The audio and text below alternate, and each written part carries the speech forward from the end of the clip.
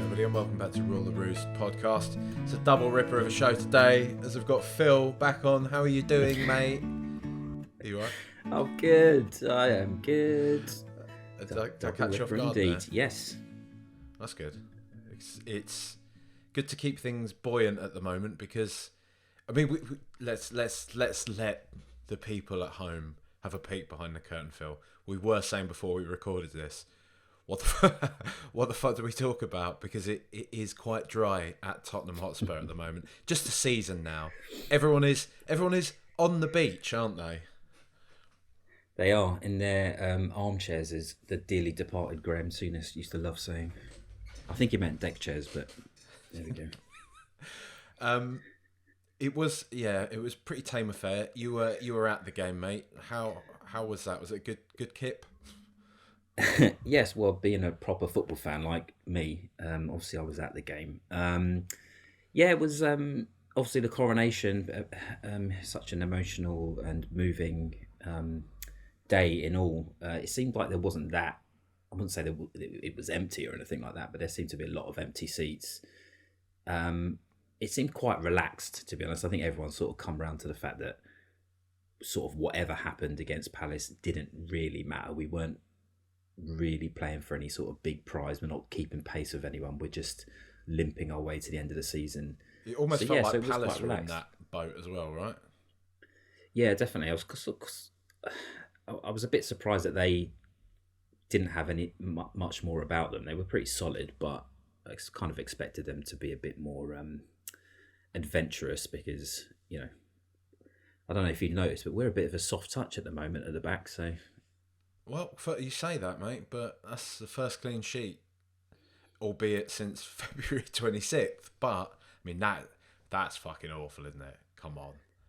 Yeah, it's kind of inexcusable, isn't it? Really. I mean, not just clean sheets, but absolutely soiled sheets, right? With all kinds of muck. Given how many goals we conceded. It's like the bed sheets in Train Spotting. Caked in it. It's caked in it, mate. Yeah. But yeah, looking at the God.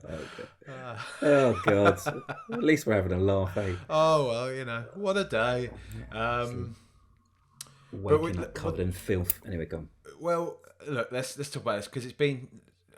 I had on here win for Big Mace. I've been fairly impressed with him.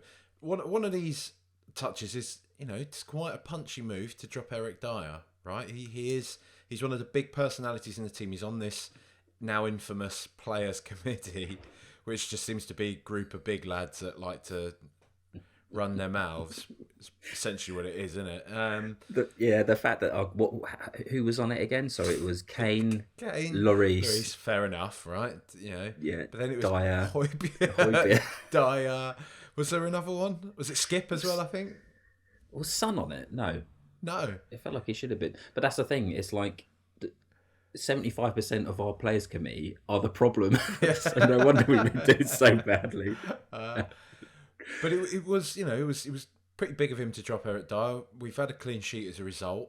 I mean, I quite like Big Mace. I think he's done a good job. I agree, generally speaking, with people that he needs to cut his teeth somewhere else, right? You'd like to see him take over Hull, maybe even Hull. He's got some affinity to the club. I don't know if he's kind of scarred by the experience, obviously, with what happened. But do you know what I mean? Take on a kind of club, Championship League One, cut his teeth a bit, and then we can see what happens. But I mean, Harry Kane said after the game that Mace is bringing the values back to the club. Some of those values that we had under Pochettino that have since been lost. You happy with him? Do you like him? Yeah, very much so. I mean, I've got a sneaking suspicion that this is just us kind of reverting to a bit more of a normal team. Like, I mean, it's the fact that we've been sort of starved of any sort of consistency or sensible play that, him making changes to the starting lineup or the tactics or in-game, that's kind of what normal managers do and normal clubs do. And they drop players like Eric Dyer. We don't seem to do that. So as much as, he's done it and he's been really good, I do think that there is an element of we've just been so bad in those kind of areas that he's just standing out as doing something pretty straightforward that is actually unsurprisingly reaping the benefits as well. But good on him, absolutely. I think he's, yeah, that question about him whether he needs to cut his teeth somewhere, I think so, but then I can understand why he's probably a bit reticent to do that at the moment, because he has got it quite good at Spurs, I think. I mean, he gets some good experience, some good exposure. He's quite close to everything. It's just about his personal ambitions being a manager. I mean, would it surprise me if he's managing somewhere next season other than Spurs? Yes, it would. The season after that, I think, is probably when he would look to be going somewhere. Do you think it's better for us if Nagelsmann, say, comes in and Mason stays here and again learns or is working alongside that type of manager? Because Nagelsmann in particular would be interesting, given that he's a particularly young manager. That if Mason can kind of tap in some of that expertise, if you like, of how someone like Julian Nagelsmann has managed to get to where he has done in the game by being, this kind of skateboarding nerd. That how does he command the respect of a group of players, kind of thing? I know Mason has played the game TM, so I guess it's not the cleanest comparison. But in short, do you think it would be better for us to just keep hold of him and have him about the place for the greater good of Spurs eventually? I think so, yeah. I think it makes complete sense. I think his inclusion in the coaching staff, he's the consistency over admittedly some terrible times, but I think that's important, that link between a new setup coming in and the team and the people who respect him and whatever. And he would be like one of 6 people in the technical area, so I don't think it'd be a huge, like, what's the word I'm looking for? Well, it wouldn't be a huge negative. Like, he wouldn't be looming over the technical area and like, oh god, Mason's there and he's such a big force and a big character. I don't think he's at that stage yet, and I don't think he probably ever would be. But so yeah, I think it's definitely makes sense to keep him around. You just would though, wouldn't you? It's just that there'd be no reason to sort of cut him loose. He's very much. I mean, he's not a director of football, but he's almost got that kind of role within the coaching element. He's that consistency. You're not particularly fond of the idea of playing in the Europa Conference League, are you? Whereas I kind of am, and I've got to say, mate, Harry Kane is as well. So, I think you've chosen the wrong side there, buddy. But well, yeah, I don't think Man United are going to be in the Conference League next season, mate. So I don't know what Harry Kane's talking about. But no, you've put words in my mouth there, Jack. What I said was I need a heel, right? I need a baddie. No, what I said is that I think it'd be great if we were in European football next season. My only sort of issue with it, and it's if you think about it in this sense, so say if we got top 4 this season, we limped over the line, we had Eric Dyer at the back 4, we had Hugo Lloris in goal, we had the team playing the way it does, but we somehow, when we drew with Southampton, we got a win. We turned those kind of weird performances into actual wins rather than losses or defeats. Well, Drosses is Drosses, that's apt. A Freudian slip, isn't it? Yeah. Then we'd be less likely to see the change that I think that we need. Because this system, however awful it is to watch and experience, it works. We got top 4. There's no need to change everything. I mean, that gets less and less important as you go from Europa League to Conference League. But I've just got this feeling that if it's more about if we dropped out of European competition, then I think that the positive from that would be that Levy would have to do something. He would have to kind of think, oh, actually, this doesn't work anymore. We can't afford to have 2 seasons out of Europe. We need it for the gate receipts. We need it for the take-ins on match days. We need as many match days as possible. I need to do something. I need to change. That might be naive of me to think, but that was the only reason why I was thinking if we don't get into it, then it's not going to be necessarily a negative. Might not come to pass anyway. And I think we probably do squeeze into the Conference League. Come on, you Spurs. Should we go to one of those like random preliminary, the preliminary rounds of it, where they, I think last time we flew off to, was it Famagusta, or where was it, that the little kind of one of the Greek islands, and there was about 10 people that lived on the island, and we played basically an academy side out there as well. Yeah. I mean, those are probably starting next week, aren't they? Those kind of rounds. So we better we better hurry up and get there. But we get management. I do think, I do get the reasons why it's annoying. The added burden of games that aren't of a certain prestige. However, I just think we're kind of back in a place. I don't know. I'm pretty certain we're back in a place now where we can't turn our noses up at something like that anymore. I think we need to be in a competition like that, be happy to be in it, and try and win it, because it would be class to win it. It would be. I know it's really annoying at the start, and it would be especially annoying if Arsenal have a really good run in the Champions League next year, and we're there getting all pumped about a quarter-final against, FC Toilet Duck or whatever. But it's...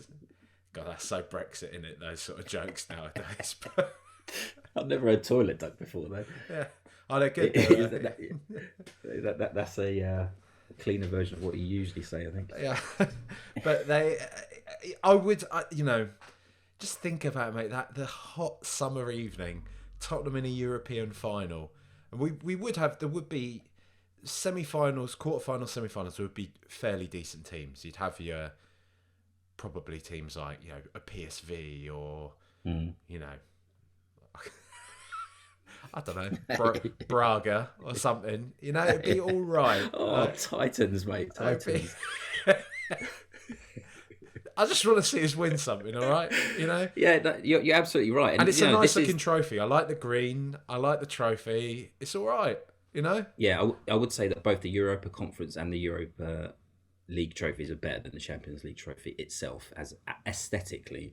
But yeah, this is just me doing mental gymnastics about what of all the possibilities, because whenever, I can't remember the last time we weren't playing in Europe, but when we've like sacked off the Europa League or sacked off the conference, and you kind of tell yourself, oh, that's fine, it was just getting in the way anyway. And then when it gets to like a Thursday night and other teams are playing, you're like, Spurs could have been playing tonight. I could be watching a Spurs game. It might have been awful, but you just, as a Spurs fan, you want to see as many football matches as possible. We've also got this thing where you're like, well, you can play the kids and whatever. We've never done that in our history, really, have we? It's always something that we tell ourselves. Yeah. Good to get the kids to run out, have a look at some of these academy prospects. Never really kind of works that way. Do it a little bit in the, the preliminary rounds, like you just said, but it never really plays out. Why are we so annoying in that way, though? Like, why don't we just do stuff? Why are we so annoying? Do you know what I mean? Like, I could just fucking stick Alfie Devine out. Don't care. I just want to see him play. Stop being annoying. Yeah, I hope on him. Hopefully, we see him like in the Brentford game at some point. It's just bizarre, especially. But again, like Lucas Moura is gonna come on and get like a guard of honor or something, isn't he? In that last home game this season, because then he'll be off. So it's all going to be, I don't know. But yeah, you're right. We never seem to do things the sensible way.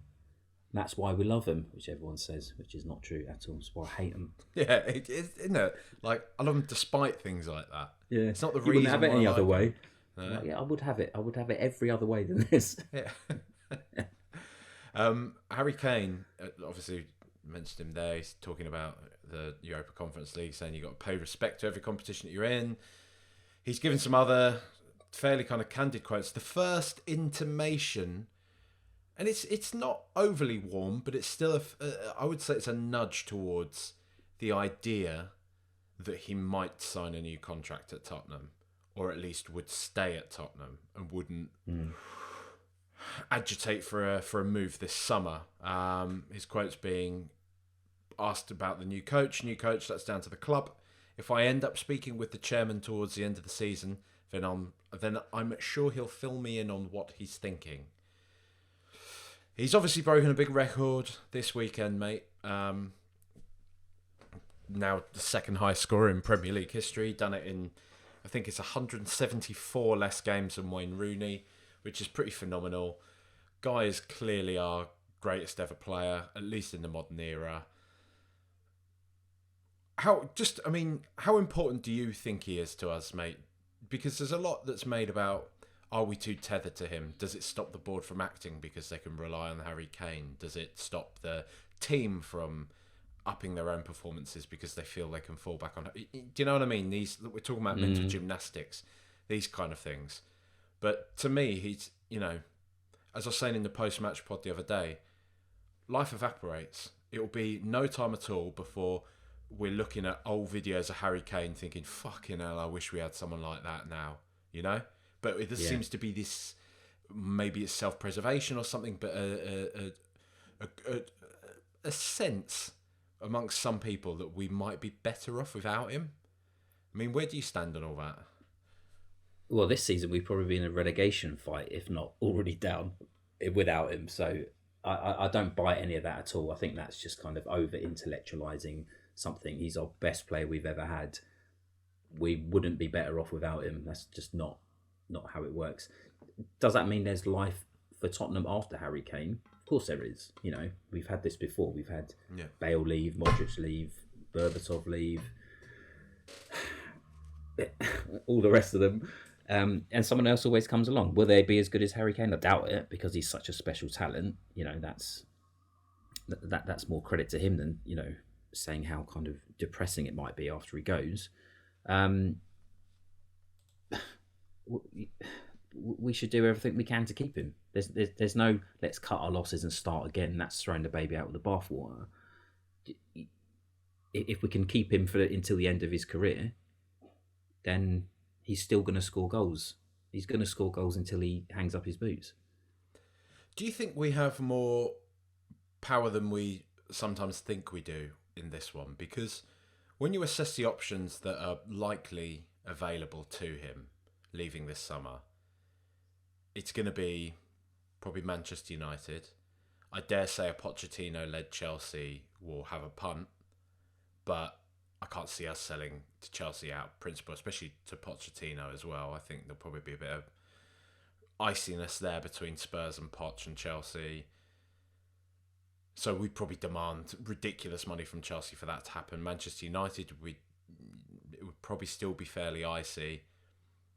Would he go to Bayern? Could you see Harry Kane in Germany? I personally couldn't. I think he would definitely want that Shearer record, but he might step aside from that for someone like Real Madrid with that, that history behind the club. But really, if we go back to the sort of options he has, Chelsea probably won't happen just because of politics and everything like that. You'd hope it wouldn't. If he's going to Manchester United, well, does he want to carry the whole legacy talk and everything like that over to a club where he might win a Carabao Cup? He might win an FA Cup. Maybe they'll win the Europa League potentially. But does that stop the likes of Michael Richards going on TV asking Harry Kane what he's won? Because I don't think it does. I think the only thing that stops that, kind of quietens those noises, are Harry Kane winning a Premier League or a Champions League. And if he's not going to do that, then at least if he's at Spurs, he's a one-club man and he's broken all these records playing for shit old Tottenham. He's kind of got that get-out-of-jail-free card on that front. But am I blind to the fact, would Manchester United actually be a contender with Harry Kane in their team? It is really difficult to say, and you're right about him. It is a risk for him now. The move to City a couple of seasons ago, when that was on the table, that made sense. To him, that made sense to City. They were changing the guard in terms of Aguero leaving before Haaland. Kane slotting in there made complete sense, and is almost a guarantee of certainly a Premier League, maybe even a Champions League as well. That is not the case with any of the teams that are now might go for him. That being said, City could still come in for him.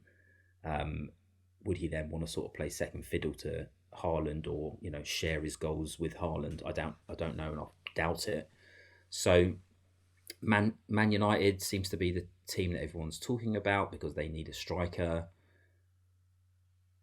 I mean, I don't know if it's head ruling heart here for me, but for him to kind of take that step, you say it's not a foregone conclusion that success comes. I mean, with Harry Kane's goals, Man United are likely to win more games, but I still think they're a little way off in terms of their overall structure and their overall team to certainly challenge for the Premier League. I don't think they're anywhere close to even Arsenal, let alone City, maybe even Newcastle.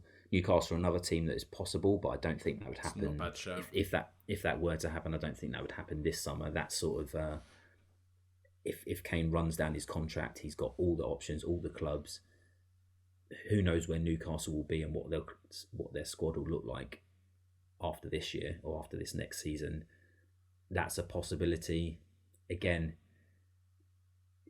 are you more likely to win trophies there? It's hard to say. So I reckon for him, I don't think he's going to make a decision this summer unless, as you say, Real Madrid come in. I'm in two minds about whether he'd go for that. I mean, I do think he's got a little bit of the, I want to be a Ballon d'Or winner. I want to be not just compared to Alan Shearer. I want to be compared to maybe not Messi, but, Mbappe and these sorts of players. So is there that? I mean, I don't know. I mean, that doesn't, based on nothing, obviously I've never met the bloke, don't know him, don't know what he's thinking. I don't know. We get told, Alan Shearer's record, he needs to win something. We don't know if any of this is, or what's important to him. We can assume it is, but we don't know. Chelsea, yeah, I've got a feeling Chelsea might actually be pretty good next season. Well, they'll either be pretty good or they'll be absolutely ruined forever. That's the thing with Chelsea. So Pochettino there, yeah, I could see that happening. I mean, we're Spurs fans. What's likely going to happen at the end of this season? Arsenal win the league. Pochettino takes over at Chelsea, takes Kane away from us. Wins a Champions League with him. Wins a Champions League. He's finally done it, and then he beats Shearer's record wearing a Chelsea kit. Rather than ours, so we don't even have that to kind of look back on. Sorry, I'm being very sort of cynical here, but yeah, with him, I mean, I don't know, those quotes that you recited there very well, might I add. I don't know what that means. I think that seems to me he's just trying to stay out of it. He doesn't want to get drawn onto anything. He probably learned his lesson from, and probably felt a bit uncomfortable with the whole round of golf with Gary Neville a couple of years ago. Think he's probably just like stepping back and not saying anything. What's he going to say about Mason? He's obviously going to support him, can't say anything else.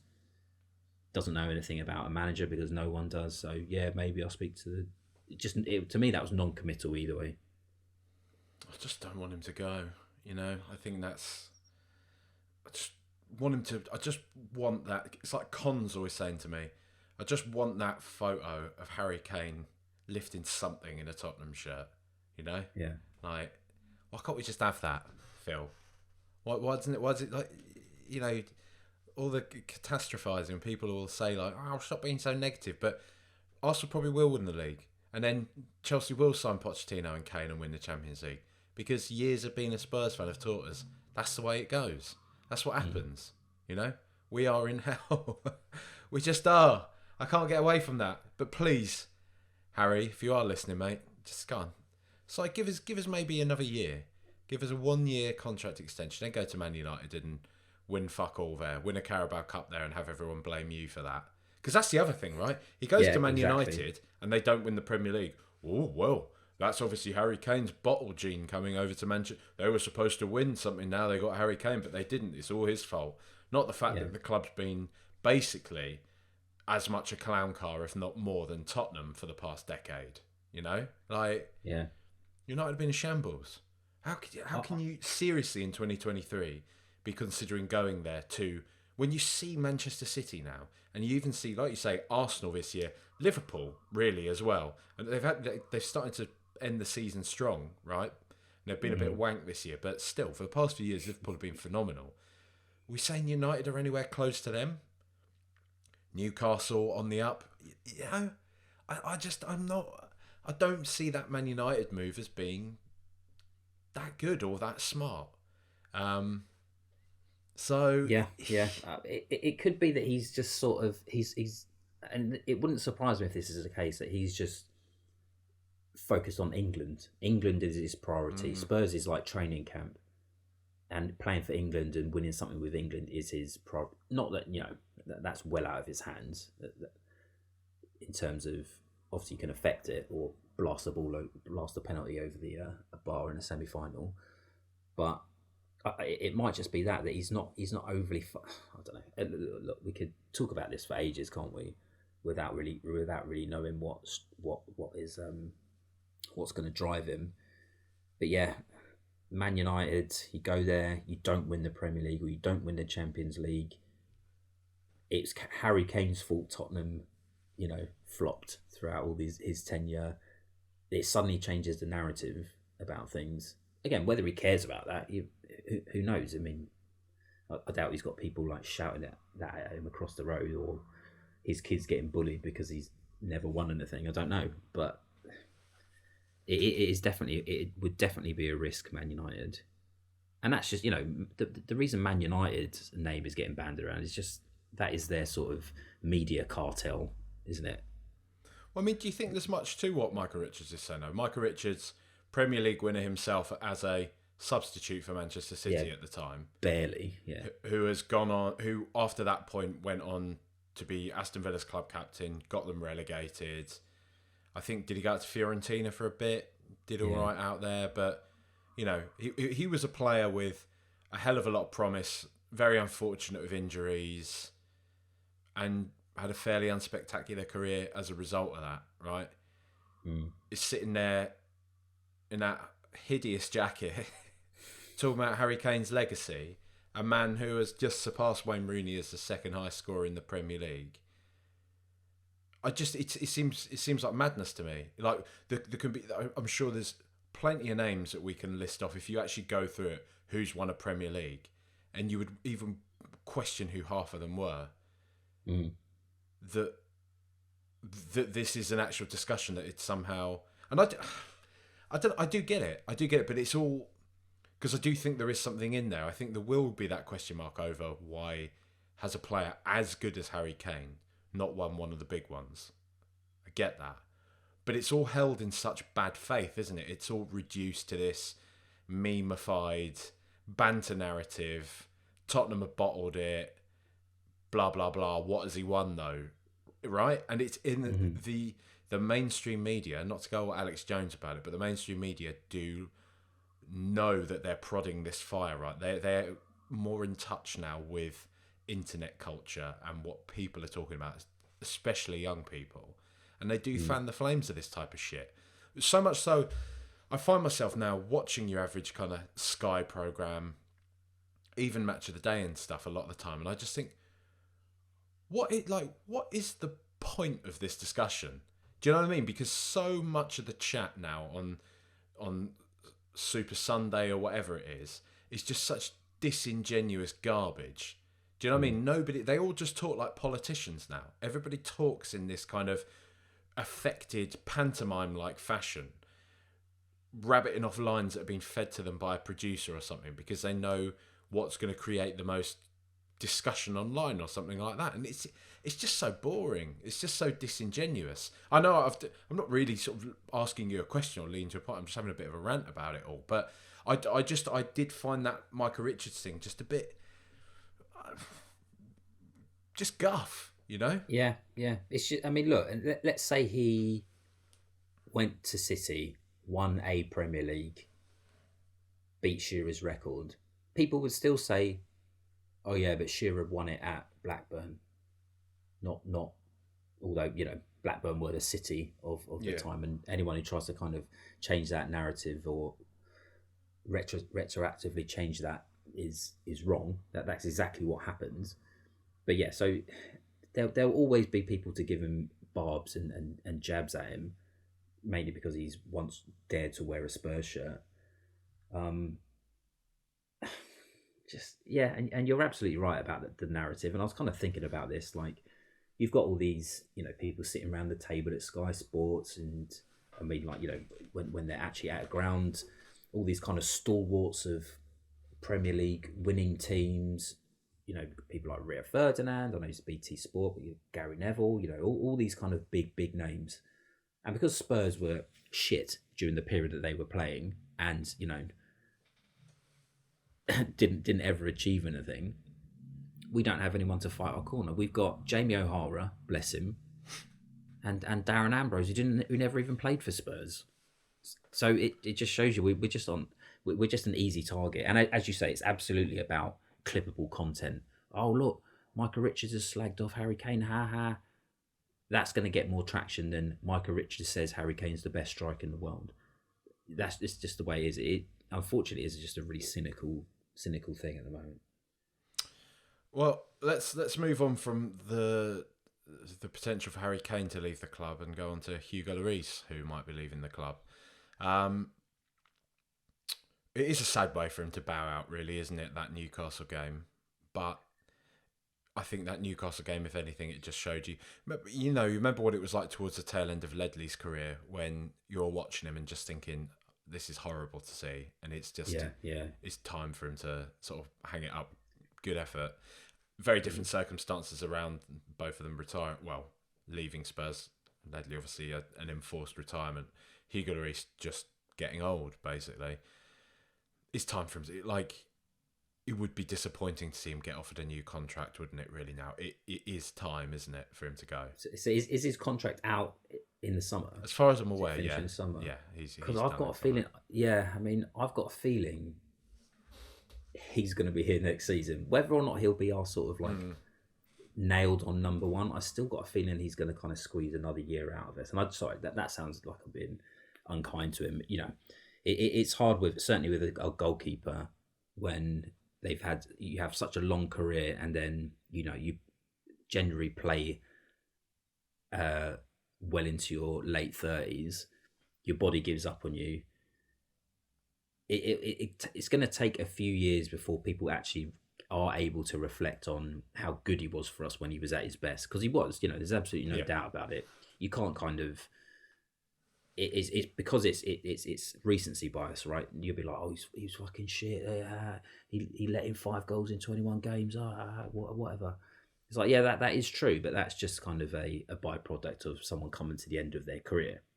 That it's probably more on us that we should have clocked that beforehand and had a succession plan in which I swear we've been talking about who our next goalkeeper is going to be for, since Pochettino, right? That's why there was all these talks of understudies, not just second choices, but understudies of who's going to come in and eventually take over Lloris.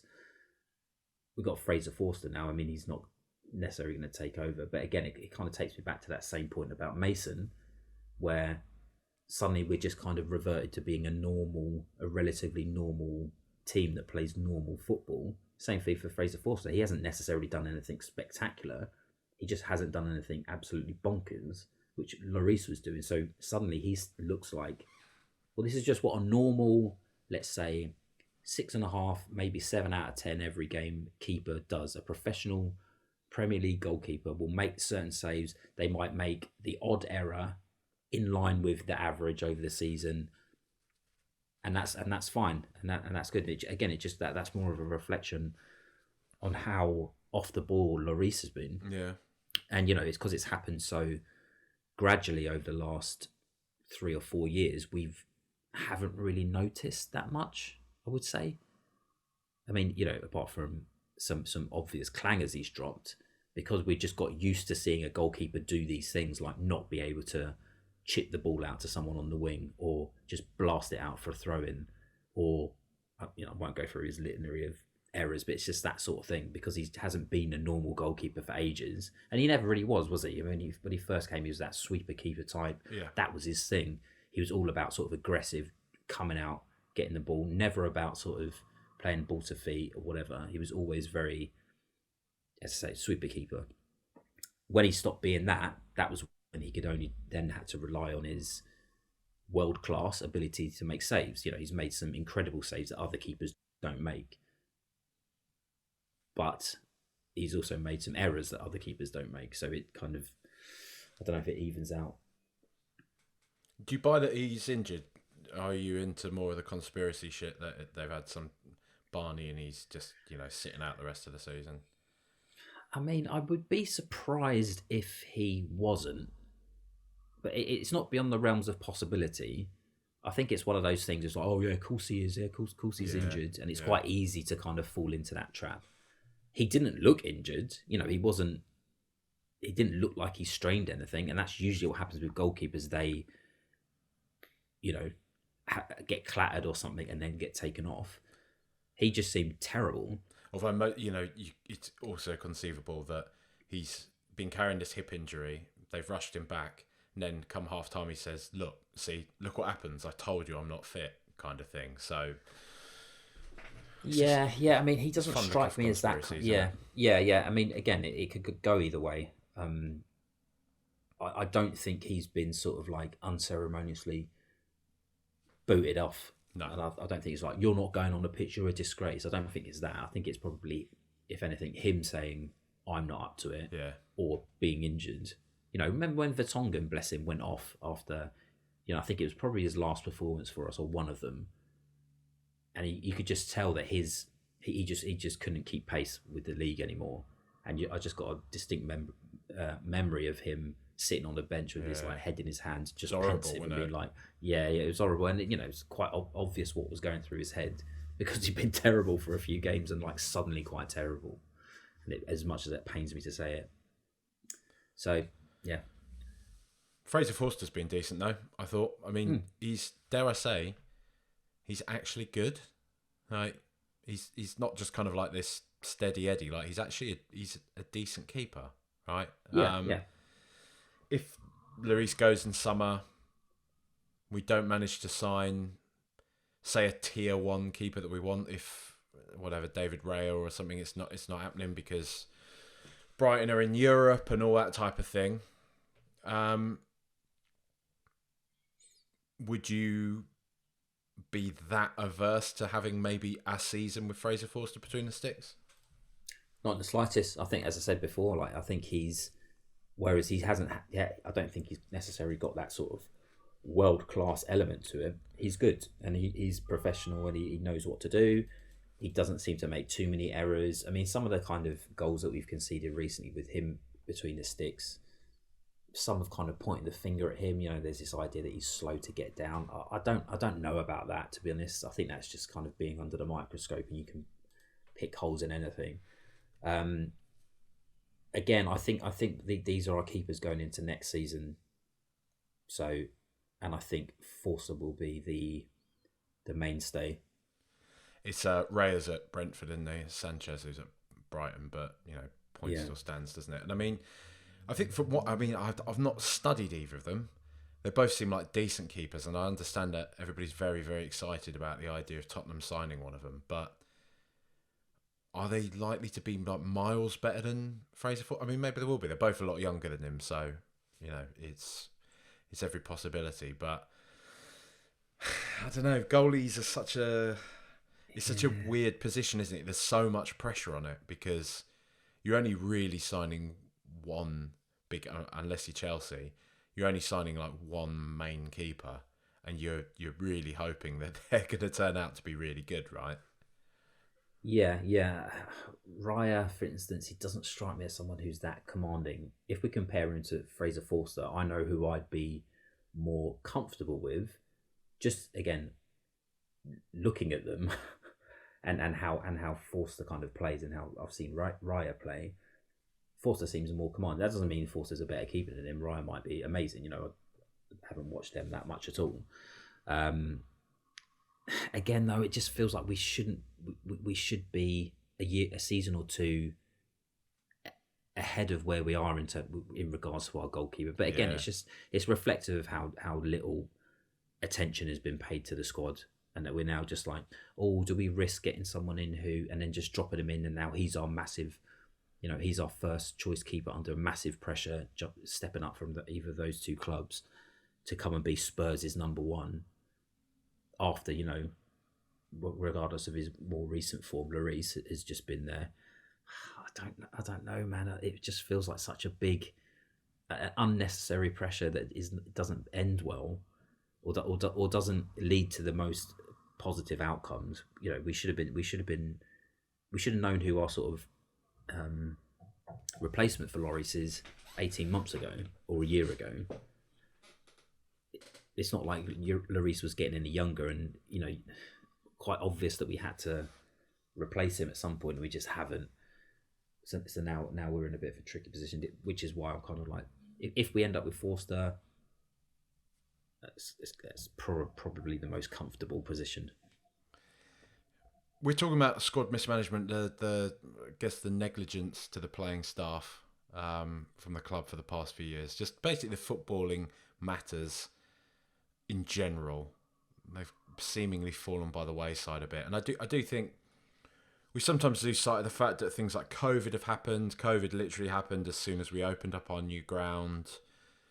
Probably does need to be a level of forgiveness extended to the board and everything, but I don't think even just on that level, it feels like there's just been a blasé approach to appointments, right? Bringing in Mourinho, bringing in Conte. It's very easy in retrospect to say this, but when you actually think about it now, especially the Conte appointment, I understand the idea that we might have been in such a deep hole, but many of us even thought at the time, we were like, why are we bringing in Conte now? If you wanted somebody like Conte, the time was after Pochettino, like around the time, but we missed the boat with that. We brought in Mourinho. That was our final throw of the dice at that. And now, let's sort it out. Paratici completely balls that one up though with that summer of trying to find somebody. We ended up with Nuno, and then Conte comes in. So it's not been good. It's all been a bit all over the place. It feels like now we need to build towards something new, and it probably is. It's a stark reminder when you think that 4 years to the day, mate, we were in a Champions League semi-final in Ajax, in Amsterdam, beating Ajax in the most unbelievable game that I've ever seen as a Spurs fan. I'm sure you would count yourself in that, mate. How do you feel now 4 years on? It's kind of it's sad, isn't it? But I seem to recall even at the time you and I sort of saying this is even more poignant because this feels like the end of it for a while, and it did, didn't it? I don't think we were sort of wrong in that assessment. When you look at the kind of how the past 4 years have been,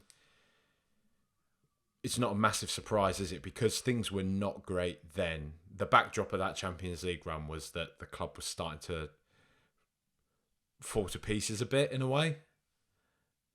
Yeah. It was very much the death throes of that era, wasn't it? Just in terms of personnel, just in terms of Pochettino's ability to kind of cope with Tottenham Hotspur as an entity. Yeah, I still, if ever I see those videos come up on my, YouTube or whatever, well, YouTube, let's be honest.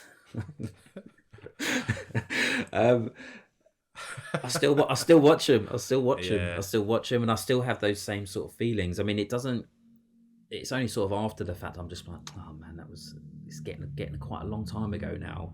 But again, I think because as you just say there, that when we were watching it, when we were there, when we were experiencing it, the reason why it was so important and such an amazing experience, not just because of how the game itself played out, but because I think we knew that we were getting something at the end. And so I don't mean like getting to Champions League final. I think we all sort of knew that the writing was on the wall and had sort of given up, but we were just given this like gift of a moment or many moments in that Champions League run that kept us going, to be honest. Because man, if we hadn't, let's just say if that Pochettino period had tailed off and we didn't have this tentpole of a thing that happened, people can say, well, you didn't win anything. It's like, it's not the point. The experience of that, it has sort of kept us going, and it has sort of like, I don't know, it's unquantifiable, but just given us something to sort of pin our hopes on, that we have seen Tottenham actually almost do something, and having that feeling and knowing what that feeling feels like. We had it against Man City, and we had it again few weeks later against Ajax,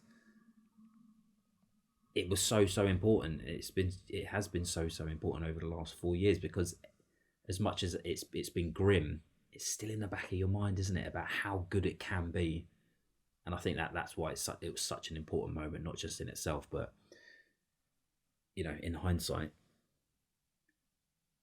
It was such a mad time to be alive, though, wasn't it, man? Like it really, really was. And I remember it so vividly. Everything that what you're saying there, like battering Dortmund after we've been given no kind of hope at all. We going into the game, these lot are amazing. They're young, and I just remember thinking, like, bollocks, man.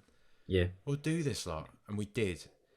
That game at the Etihad, watching it at the Fighting Cock thing at that place in Waterloo, just it being absolutely packed, and it was boiling. Remember that year, it was so hot. All that kind of year, all that spring, all that summer. Just being in that, like I say, that boiling hot kind of venue, and just feel like the sort of the palpable excitement from everybody when Son goes up the pitch straight away and scores that goal at the Etihad, and you're thinking, like, we're gonna fucking do this. Like, what is going on? What is actually happening here at Spurs? What is going on? And at that time, we were all talking about how bad the team was then, that it needed that refresh. Pochettino had already been talking about, like, the furniture and all this type of thing. We weren't happy with Winks and Sissoko being in midfield. We hadn't adequately replaced Kyle Walker. Danny Rose was kind of on his last legs. We weren't happy with everything then, but it showed you, and like you're saying there, it showed us that if you can just get that belief, you can get that spirit into a group of players, good things can happen. And whether or not, there's that part of me that feels that whole run, the Pochettino era, Kane, Son, Ali, Eriksen, Vertonghen, Alderweireld, Dembele, all the lads. Dembele sort of left halfway through that season, but that group of lads, Danny Rose, Lloris as well, just the will to want to see them win something and win something for Pochettino, it did make Ajax, it did make that Amsterdam night particularly special. And it's very hard to see yourself getting behind another group of even Spurs players in that same way again. But when you really think about it, we were just as behind Bale and Modric, Ledley King, Rafa van der Vaart, all those lads previously, Aaron Lennon. I remember that Champions League campaign, Peter Crouch scoring at the San Siro and absolutely losing my nut, It's so we've just got to hope that we can find that kind of galvanising figure, don't we? If that's Julian Nagelsmann or if that's Ryan Mason or fuck knows who else. I just want to. That's what I long for most about that. I don't even look at that really now after Ajax and think, all right, there's a bit of me that will think, oh God, it would be lovely if we won it. What I mostly look back on that is like, God, remember that? Remember having a team that like you actually, there was something riding on it, that you believed in it, and you just wanted to see them just get it over the line, or you were just so invested in them, right? Versus this that we started this pod talking about, this Crystal Palace. What are we going to talk about? Oh, the season's coming to an end. Oh, everyone's on the beach. Oh well, let's just fucking hope. Let's all support Man City and hope that Arsenal don't win the league. It's miserable being back in this kind of goblin place, isn't it? You know what I mean? Like, it's just what it feels like. And if I don't know, if it was the best night ever, man. It was the best night ever. Like you say, you watch all the old highlights of it, I still get all the fucking goosebumps. I get the goosebumps now thinking about it. Here's Dele Alli, here's Lucas Moura. They've won it. You just, it's ingrained in me. I'll never ever get over that night. Yeah, like specifically the BT Sports and what they were doing behind the line or something. It was like a kind of shot more like in a documentary style. Like that thing that is just one of my favorite things ever put on camera. It's just wonderful to watch it that way. And as you say about I think right after the final, we were all a bit like, oh, it's kind of tainted Amsterdam, and it's going to be hard to look back on that because we knew how special it was, as you said, when we were there, and it hasn't blotted it at all. It's still like, if I think about it now, it isn't tinged with sadness to me because it is enshrined in its own place, and I think that is, again, like when you're a day-to-day football fan or week to week, you get caught up in the kind of like that everything has to lead somewhere and everything has to be part of a bigger picture. So it's only when you kind of look back like we're doing now, it is about that. It's about that, and it doesn't really matter that we didn't win it or not. I mean, obviously it does, because I would have preferred us to win it, but in terms of what that experience was, it hasn't changed it. The parade would have been unbelievable, wouldn't it? After I really thought I was so convinced that we were going to beat Liverpool. I thought we were doing what they do normally, the kind of the miraculous run to the final, the team that isn't the best team there, but just wins it, gets it over the line. But just that fucking handball, man, after seconds, That's the only tinge of it for me. It's not even that we lost the final. It's the fact it feels like we didn't even get the final, We didn't even get a game. We didn't even get to enjoy it. It was so fucking Tottenham. It was just the perfect get it in my veins for any opposition fan, for Arsenal or Chelsea fans watching that. It must have been just so delicious to see that happen in seconds for us, I've never rewatched any of it. I have no real interest in. We were good, mate. That's the annoying thing. We were good. So that's it. So let's say that didn't happen in that first 20 minutes. But what did happen was Origi scored a winner when he did. That would have absolutely destroyed me. But it's weird, as much as like it's only 90 minutes of football, the fact that we were losing from the start, you kind of, I don't know, it's weird. Use it as an example, right? Look at the Liverpool game. I was quite relaxed at us being 3-0 down. Not because I thought, we're going to get back in. I was just like, whatever, Spurs are absolute shit at the moment. It's fine. Get back into it. And then to score and then concede immediately after and lose it, that absolutely fucked me. As we've talked about, my brain chemicals couldn't deal with that. It's horrible, isn't it? And a week afterwards, I was like, this shouldn't annoy me as much as it does, but so it just shows you that even though it's all hindsight and you're always looking back on the game, there's something in the fact that, because we were 1-0 down from literally the first kick of the game, or pretty much the first kick of the game, it was easier for me to deal with us losing it, even though we still would have lost it either way in either scenario. But again, I haven't watched any of it, so. But like you say, I mean, we're doing this to ourselves now, but I'm also like, I still don't care, because that night was just unbelievable, and it doesn't taint that. Yeah, naturally conversation will lead on to the final and what happened, but that night in isolation, all of it, them playing so it's the Three Little Birds, Bob Marley's tune. That's usually their celebratory song, as much as I understand, and they played it at half-time this time, and Danny Rose, I think he spoke about that once, saying it wound the players up. Yeah, it's a mug off as well, because it's every little thing's going to be all right. It's like, fucking mug me off like that. Yeah, things like that. Even if that's not what it's meant, it might be meant more as a sort of a self-deprecating thing, but it's just not how footballers' brains work.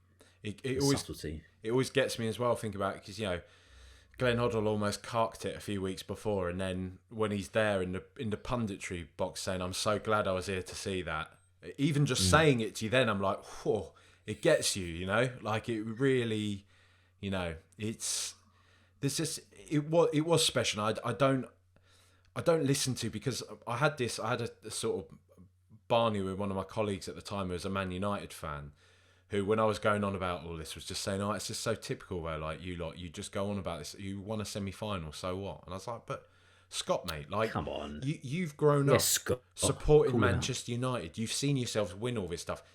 I've grown up watching us finishing 12th most seasons and just being the absolute laughing stock of everything. You can't pretend like you can't police Spurs fans enjoying stuff like this. And I really resent Spurs fans policing ourselves over this type of thing, you know? Yeah. Because you do start to get this lashback, this kind of like, oh, well, we didn't win anything. The club's got a loser's mentality. But gives a fuck, man. Like, so few clubs win stuff. Yeah, I don't care about that sort of opinion though. That's the thing. I know what I experienced when I was there in Amsterdam and afterwards and before. In fact, it was great. It was just a great experience. Doesn't mean I can't look back on that fondly. That's ludicrous. Well, mate, while you're on that, what did you experience before, during, and after Amsterdam? Please, it just feel. I mean, obviously we've recorded that pod 3 years ago now. I think the one I did the 1 year anniversary of it, where I got everybody to recount their. Listen to it if you haven't heard it already. Just search back, you'll find it, Memories of Amsterdam or something it's called. But obviously we attended Dam Square together. We didn't have tickets for the game, but what are your? Go on, let the people at home know a bit more about what we got up to. You know me, Jack. I'm not like a huge drinker, right? he says. I'll set you up for that one. Had a few beers, didn't we, Jack? Hey, on the Eurostar, got told off by a woman. We didn't realise that Charlotte was also a woman and was doing most of the singing. Remember though, because they stopped football friends from taking alcohol onto the train, and given that Charlotte's half Dutch, she knows a few words in Dutch. So, I think we bought a box of wine or something? No. What happened was we were like, oh, how do we get a bottle of wine on? Yeah. Because it was like, we need some alcohol. We can't bring cans on because they probably wouldn't, but they might take it off you, right? So we're like, so we're looking at wine and we're like, oh, let's get some wine. And it was, to be fair, I'll toot my own horn here. It was my idea to also buy a little wine bag, like a little celebration, what they called a gift bag, right? A gift bag for wine. So, and then for Charlotte to write, "Dear Grandad, happy birthday" on it. In Dutch. In Dutch. Yeah. So it was like we were bringing it. It was a present. So if we got stopped, we're like, no, it's a present for her granddad who's Dutch. So we'll go over there. We should have done it. We should have done it with about 6 more bottles. I don't think anybody checked at any point either, did they? No, we saw other people on the train with beers and stuff. So we were like, we've mugged us. We've mugged ourselves off here, like across the board in every quantifiable measure. You say that is one of my favourite moments of my life. So yeah, it was to their own horses for courses. Yeah, and it does get a little bit hazy after that. I do remember being told off on the Eurostar, just as we were getting into Amsterdam, getting there, getting a taxi when I think that was when the Liverpool game was on. Yeah, right? Well, in the taxi we had to, because I remember like when we decided we were going to go out there. There was something mental, wasn't it? I think like 30 or 40,000 Spurs were going out to Amsterdam, and there were, I think, about 12,000 match tickets or something like that. And I remember there were no hotels, no Airbnbs anywhere. We'd been looking, and then Charlotte managed to find one, which was in like the suburbs of Amsterdam, wasn't it? So we stayed in like this farmhouse, which was basically around the equivalent of the M25, wasn't it? Like this sort of in the sticks. Staying in like, but it was like, remember, it was like the attic of an old barn or something, wasn't it? Yeah. It was good. But yeah, I remember like listening to the Liverpool game, and then not my heart sinking, but being like, oh, that means even if we do win, we were already down from the first leg, and I don't think we were there going. Well, we kind of talked ourselves into saying that we can actually beat Ajax, even though they were an excellent team, or so everyone thought anyway. But I just remember like Liverpool being in the final. I remember being like, oh, Liverpool. As much as it's not like it would have been necessarily better playing Barcelona, but just had this idea in my head that if we were going to win it, then we weren't going to win it beating Liverpool. Because it's Liverpool, we always lose to Liverpool. Barcelona, it's just another European giant on the way that we can take down. So I remember kind of feeling a bit flat after that.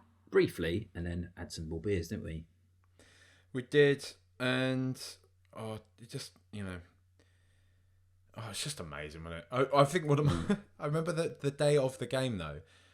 Us both having that nervous energy and sort of kicking around, waiting for everyone else to get ready, kicking around outside, like we say, this old barn.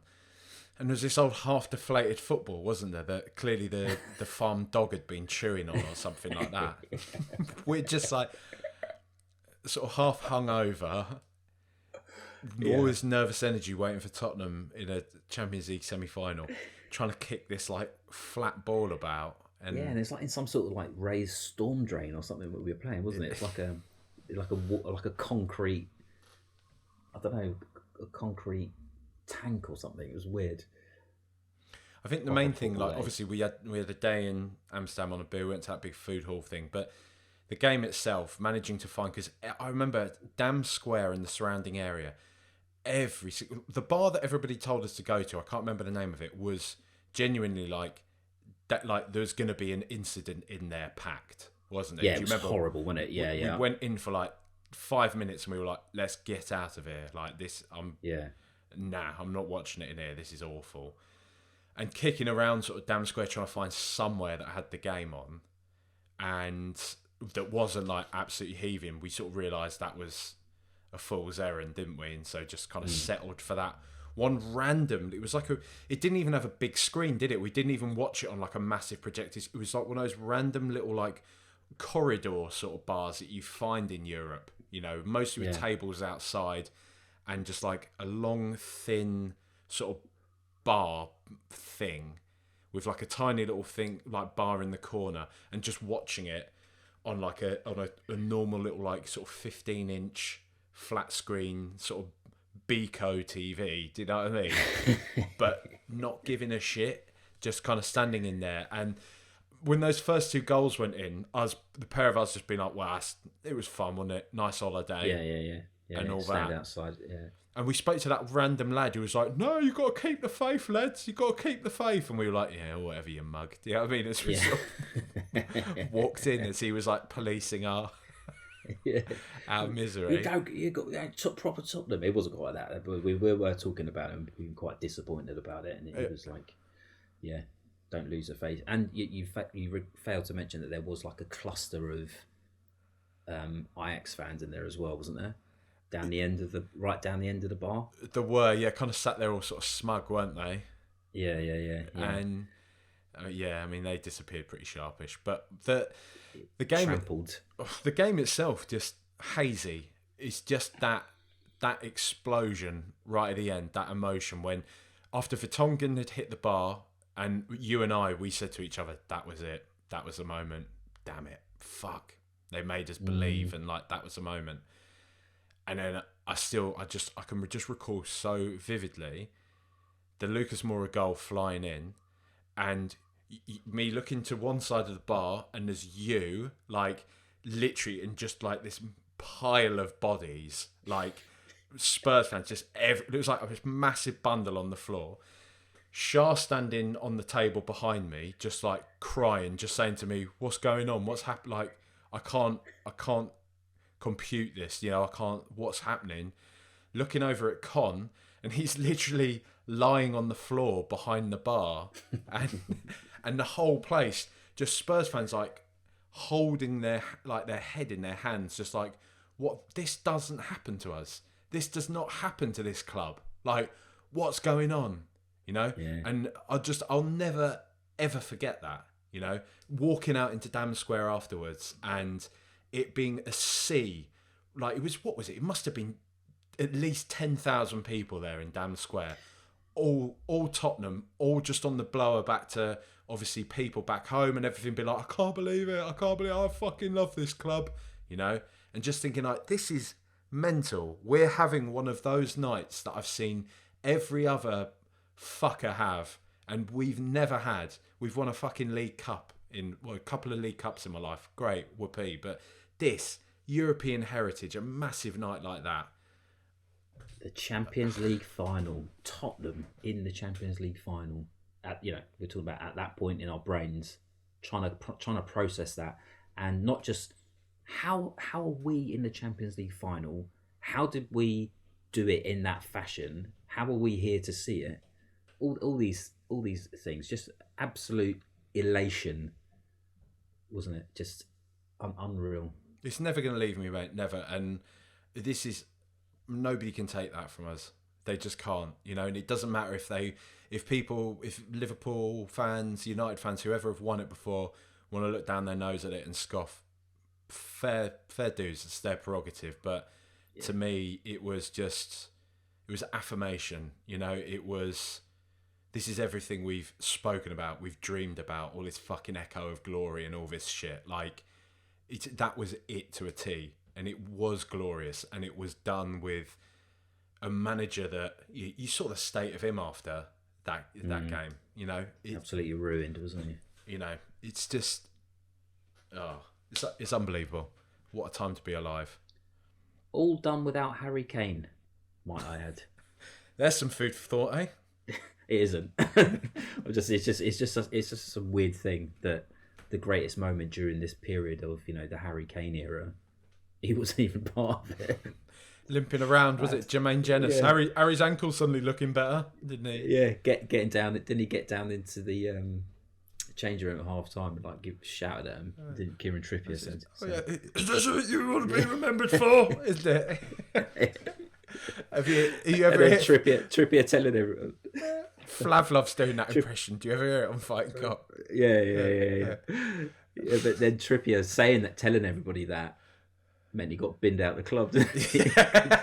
Pochettino really didn't like that. He didn't like as well. Remember, it was always because it was Carl Walker Peters. People seem to believe that filmed the infamous video after the Man City win, you know, when Poch is doing the cojones and all that, and they're all singing "Oh Musa Sissoko," and apparently, I think I remember Killy P once saying that it didn't go down well in the club. That there's a whole you have to protect the dressing room type thing.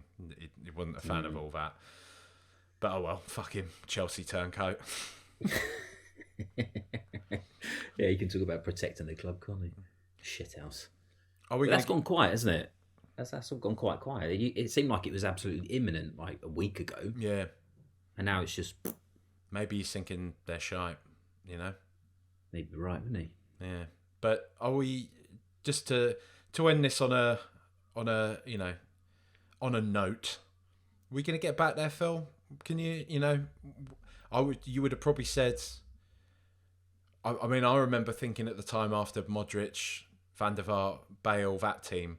thinking, well, it was nice to see us do that, and I'm glad I've seen that happen once in my lifetime. You know, Spurs having a nice run in the Champions League, and then a handful of years later, we've made the Champions League final, beating Ajax. So it would be, you know, it would be remiss to think that we potentially couldn't go one step further at some point in our lifetime. Well, yeah, I mean, it's shown us that we can do it. The fact that, you know, we were also absolutely astonished that we got there. I'm not saying it's now become an expectation, but it has proved to us that all this like, oh, we're only Tottenham, we're shit in the 90s, Dean Austin, all that sort of thing, has no bearing if you get it right, or even if you get it wrong and it still just takes you somewhere like that season was. You can get there, and I think that's what it has done. I mean, again, we're probably... anyone who actually experienced that with the club is probably going to be gone, certainly in the next like 4 years or so. So it's just important that we stitch that into our DNA. You know what I mean? Not this kind of what is the Tottenham DNA, perennial losers, can't win a semi-final, you know, shit. Basically, that's the sort of thing that we need to kind of refocus on, and not, you know, again, that's why it's important to kind of see that as an achievement in itself. Just because we went on to lose the final, it gave us something, didn't it? It gave us something in our kind of beings about being Spurs fans. That's the sort of thing that we kind of need to ingratiate into ourselves. And I do think that the fans and the crowd at the stadium, they do need to get their heads around the fact that if we're going to be a big club, we need to start thinking and acting and supporting the club like a big club. Sissoko. Here's Dele Alli, here's Lucas Moura. Oh, they've done it! I cannot believe it! Lucas Moura with the last kick of the game. The Ajax players collapse to the ground. Tottenham Hotspur are heading to the Champions League final with a goal that we just couldn't believe. Jermaine Genius is speechless. Absolutely speechless. And so is everyone inside this stadium. I can't believe it, Fletch. The full-time whistle. It's glory, glory, Tottenham Hotspur. In the most amazing Champions League semi-final that most of us have ever seen. Even Harry's ankle's looking all right all of a sudden. History made in Amsterdam by Mauricio Pochettino and his players. It's the greatest night in Europe for 35 years since the days of Huddle and Ardiles, and maybe the best of all time. It's what Champions League dreams are made of. It's a night these players and supporters will never forget. Tottenham Hotspur have come to the Netherlands and reached the promised land. I've never been happier. And I'm so glad that I'm still around to see this. I've got to say, being a Spurs fan from when I was 8 years of age, what a proud moment. Thank you football. This type of emotion without football, I think it's impossible to live. I know I am so emotional now, and thank you our fans. So, thank you the people that believe in us from the beginning of the season to achieve this amazing moment, and I think it's fantastic.